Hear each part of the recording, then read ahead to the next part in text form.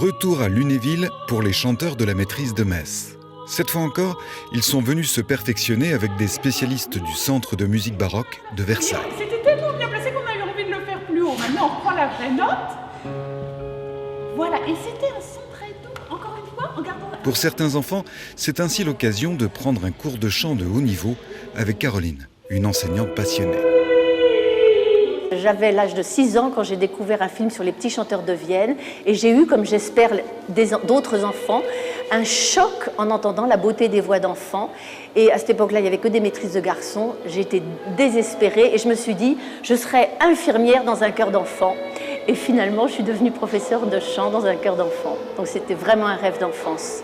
Et je trouvais important de répandre une technique très solide de professionnels. Et comme je savais que le temps était compté, je voulais leur montrer à quel point c'est le corps qui est important pour chanter. Les gens croient toujours qu'avoir une voix, c'est avoir des cordes vocales, alors qu'en fait, avoir une voix, c'est avoir le corps ouvert, le nez ouvert, la gorge ouverte, les cuisses solides, les côtes ouvertes, avec bien sûr une pensée musicale. Si vous n'avez pas de pensée musicale, vous pouvez faire que des cris.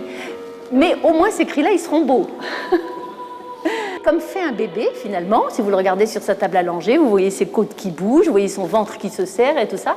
Mais c'est une aptitude qu'on perd en vieillissant parce que, avec la civilisation occidentale, on se referme un petit peu. Donc je suis venue pour leur apprendre à s'ouvrir le corps.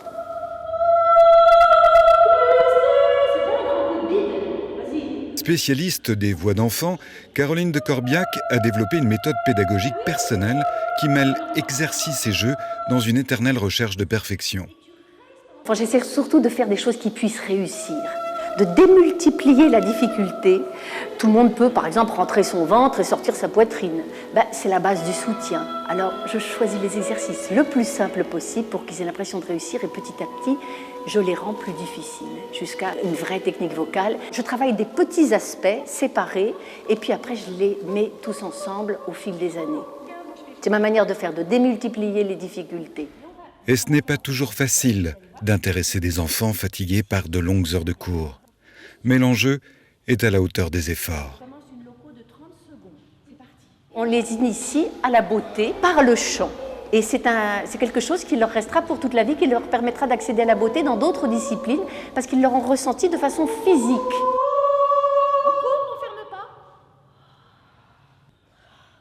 J'aimerais que la beauté vocale en France évolue comme elle est en Angleterre ou en Allemagne.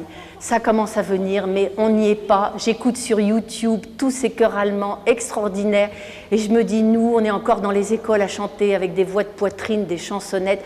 Un enfant, il a un choc stylistique quand il entend des belles voix. Et je vous dis, c'est un moyen de l'initier à la beauté et de mettre à la musique des gens qui n'y sont pas. Je voudrais changer les mentalités en France à ma manière, mais j'arrive à la retraite, alors je ne sais pas comment je vais faire. Peut-être après, dans des petits voyages après retraite.